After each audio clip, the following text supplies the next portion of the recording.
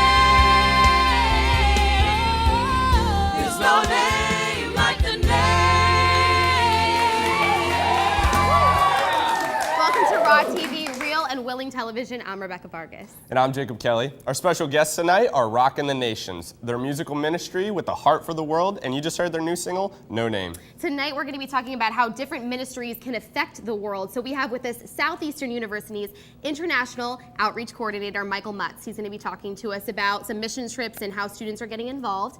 And we'll also be sitting down with Rockin' the Nations to find out how their music is impacting the world. So don't go away.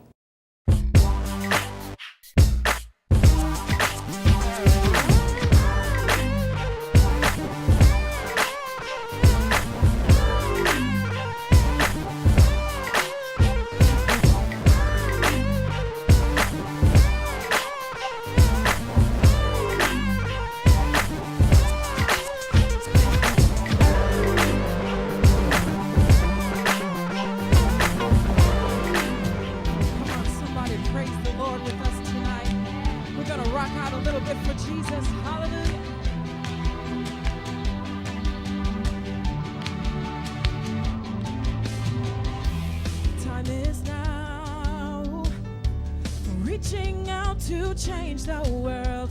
We're screaming loud, hear the pain. There's children crying, people dying. There's gotta be a better way. What can we do? Where can we go? Come on. 'Cause time is ticking, let's make a difference. 'Cause I believe a better day will come tomorrow. No hurt or sorrow. It's our prayer for a new tomorrow. Prayer for a new tomorrow. It's our prayer for a new tomorrow. Prayer for a new tomorrow.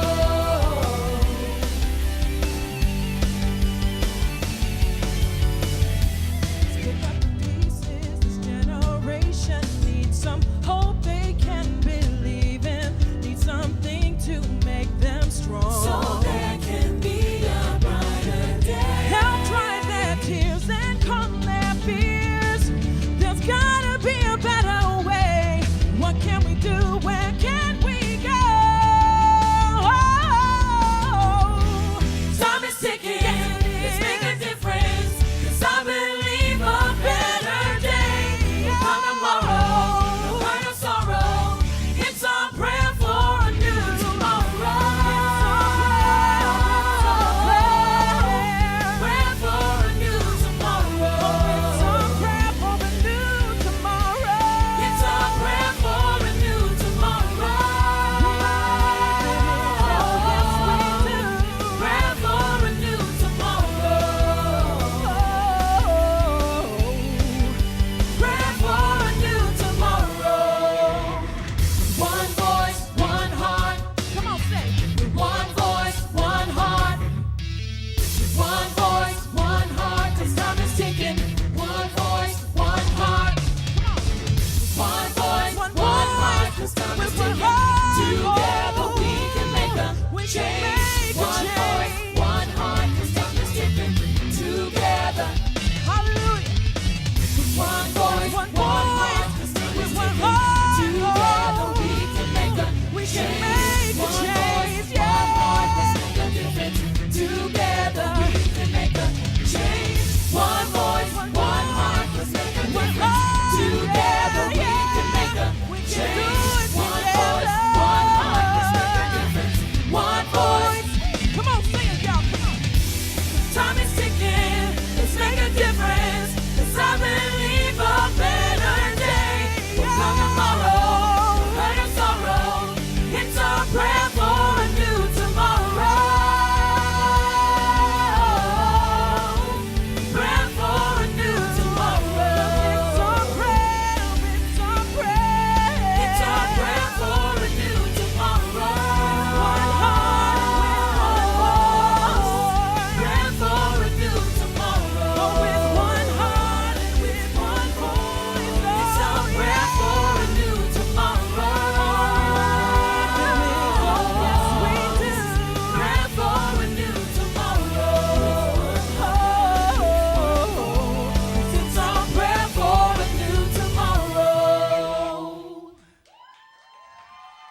We have with us Michael Mutz. He is the local and international coordinator at Southeastern University for missions, right? Okay, Yes. perfect. So what made you decide to take this position? Okay, well, actually the position didn't exist before I had it, and then as a project in a class, I created like all the curriculum and all the documents and everything for it, and then presented it to the university as a position that they should hire. And then I Wow. told them if they wanted, I would do it. And they said that I could, so So you graduated and just did that. This was a class project. yeah. That's It's- pretty Wow, awesome. That's awesome. So how long did that take you then to make all of that curriculum and stuff? I mean, the project was like a semester long. It was actually a youth ministries class, and the class was making like a 2-year youth project, and I asked the professor, since I knew I didn't want to do youth ministry, if I could create a missions program for a university instead. That's awesome. They said yes. What do you think is so important about missions? Why missions? Why do you have a heart for this? Yeah, I think there's a couple different reasons. The first thing is, the Bible is very clear that we're to go to all the nations and share the gospel with the world. So that would probably be the biggest motivation behind missions. If you're talking about short-term missions, like particularly what my job is, the reason I think it's really important is, first of all, I think when you partner with people on the ground, which anytime I send out a trip, we'll always be partnering with people there. I think it's really nice because the missionaries have a chance and have an opportunity to use a bunch of people to do what would take them a long time. Yeah. For example, I went down to Honduras like a year ago, and we did in one day what built, put electricity into a house and got a fish farm ready, and the property had been sitting empty for 2 years. Wow. And we went up in one day and did all of that, and then a family moved in immediately. You did that one day. Yeah, so it was an awesome trip. That's but- crazy. So that's like the first reason I think short-term missions is really good. The second thing is I really feel like it opens people's eyes to what's going on in the rest of the world. I think something is not real to you until you see it. You could know about, for example, you could know about sex trafficking. You could know that it exists in the world, and you could actually really care about it. Yeah. But the moment that you really, really care about sex trafficking is when you're sitting in Zambia and you're talking to a girl, and she asks you, what do I do? Because I have to traffic my body to earn money for like my little brothers and sisters, but I've just given my life to Christ, and if I don't do that, then I won't eat. And that's like when sex trafficking actually means something to you. Yeah. Wow. Have you ever been able to keep in contact with these people that you impact their lives? Do you ever get to talk to them or even see them again? Yeah, when I did like my younger years of missions, I didn't get to as much. Now I talk to people a lot more. It's always as good as it is to go somewhere the first time. Going back the second time is amazing. It means so much to the people that are there, just because it's like the first time it's like, oh, you cared about me, we got to know each other. The second time it's like, oh wait, you just gave up your summer and money and everything to come back and build a Yeah, it's like relationship you're with me again. investing in their life. Yeah, so I have gotten to do that with some people, and I know it's definitely very meaningful to them. What advice would you give to students that are looking into going to mission trip? Because it is expensive. It can be dangerous. There's all these, thoughts that you have about missions. So what would you say to them? Yeah, my advice would be, first of all, I would say don't worry about the finances. I think if you work hard, the phrase I use, work like it depends on you and pray like it depends on God. I have never seen someone who was working hard trying to get finances not come through with getting their money. I've seen a lot of people who didn't really work that hard and complained about finances the whole time, not get money. So the thing that I think scares most people is the money. I would say don't worry about that. True. Take a step in one direction. The first step, is the hardest part of taking any journey. And the second thing is, I think, pray about doing it. If you have peace in your heart, do it. And if you have nothing else to do, I say do it because it's going to grow you, it's going to shape you. True. That's awesome. So what was the most recent missions trip you got to go on? It kind of depends how you look at it. So I took a team of 23 students to Japan over Thanksgiving break, which was an amazing trip. And then also like 2 or 3 weeks ago, I went down to El Salvador just for the weekend though.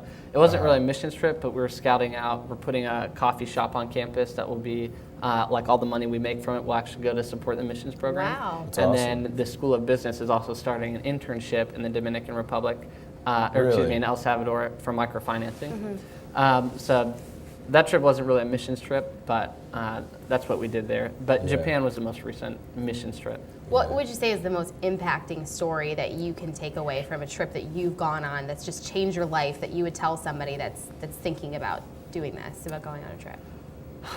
Oh man, there's a lot of There's just so stories. I many. think probably the number one story for me would actually be my first missions trip when I was 15 was to New Zealand.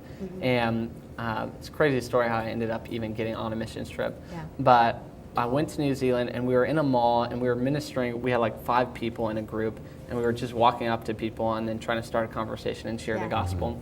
And my person who was like over our group was not the most friendly person in the world.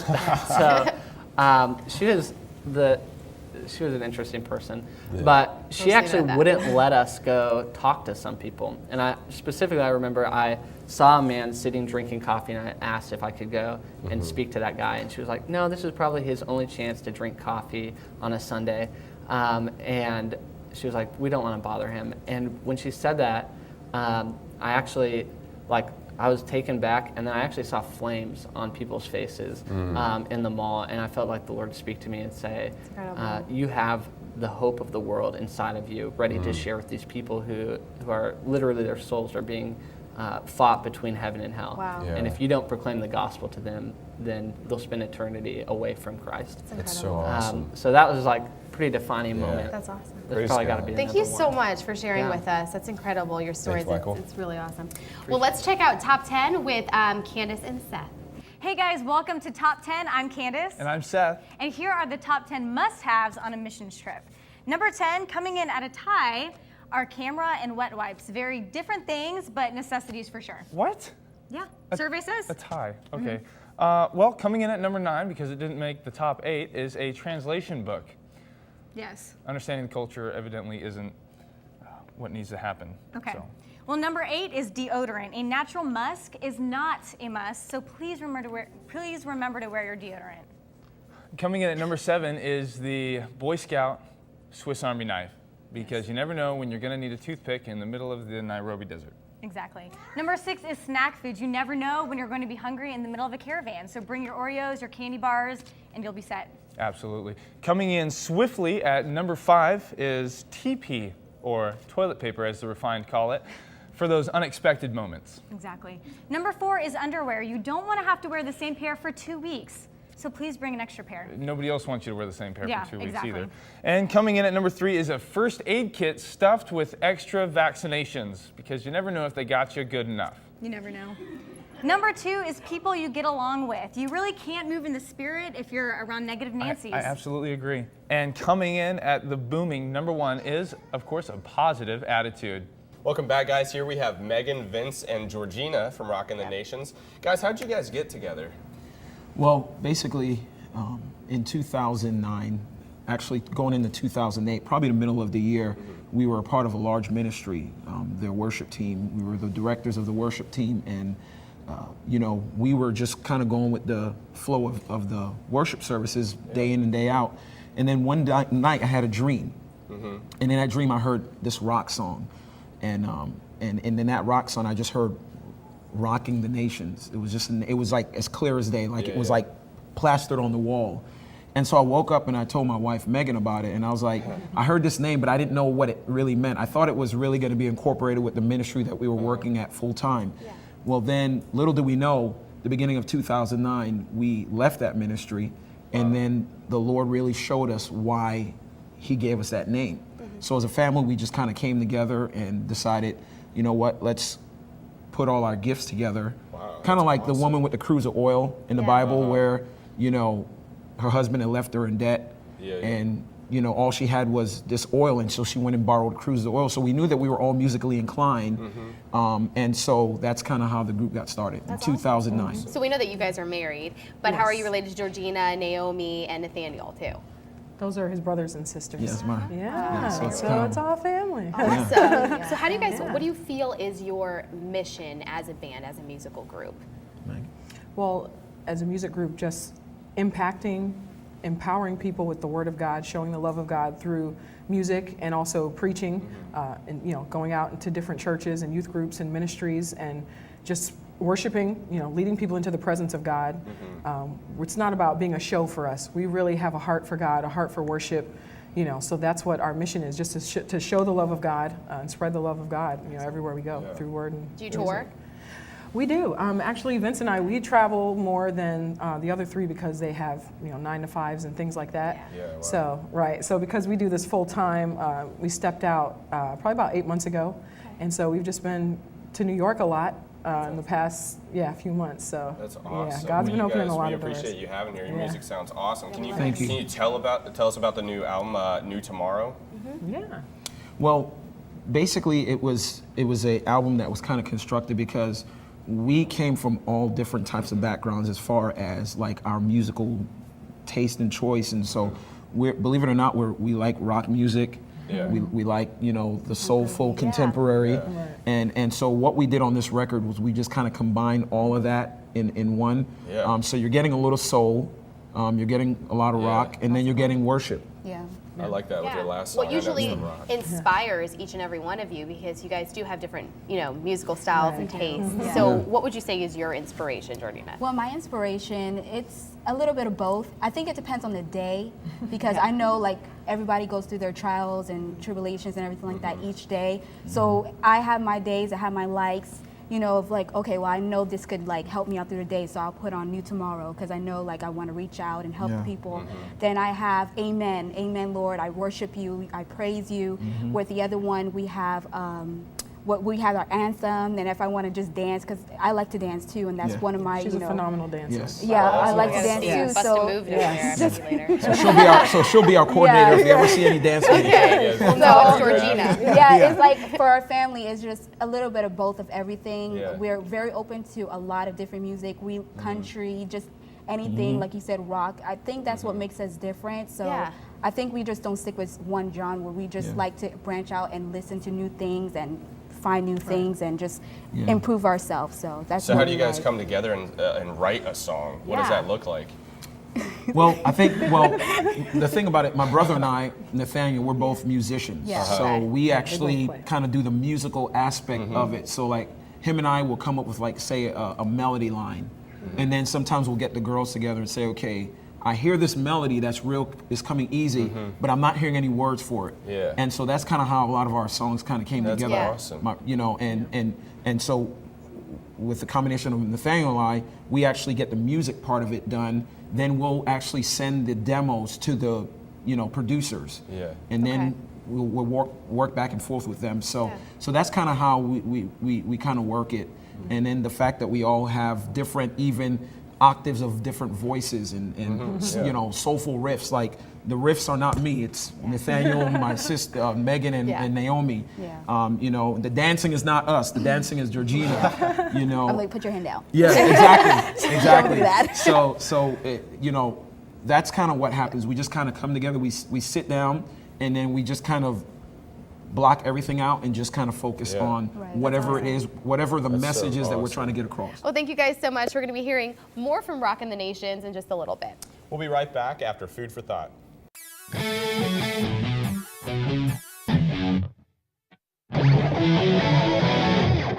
Hey everyone, I'm Chelsea Webb here with your Food for Thought. Growing up, we are told by pastors and evangelists and just people that we're created in the image of God. But what does this truly mean? I mean, in many aspects, we think it just means physicalness, but in actuality, it means the stewardship. When God called us, He created us to care for the plants, the animals, and even the people. And if we don't do this, can we really say that we're being Christ-like? This definitely is a call for action. So my question for you is, when's the last time you reflected the image of God?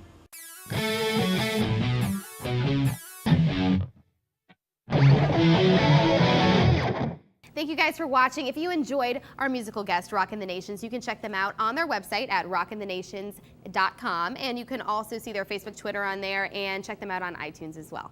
Make sure you check out our Facebook for more show updates and subscribe to our iTunes for free podcasts. And let's give it up for Rockin' the Nations one more time.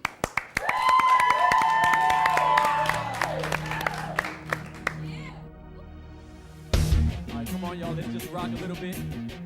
Hey, hey, hey, hey, hey, hey, hey, hey, hey, hey, hey, hey, hey, hey.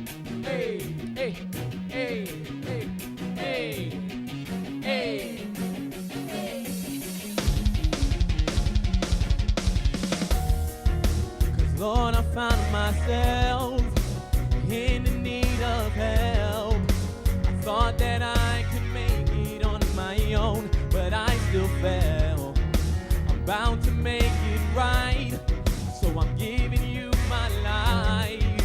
Lord, please take my hand and make me a better man. Come save me. Come save me. Come save me Save me now. now. All of these tears I've been crying. Come save me. Come save me, Lord. Come save my soul. Lord, I am here. Won't you make me whole? 'Cause I'm my own enemy. These chains are holding me.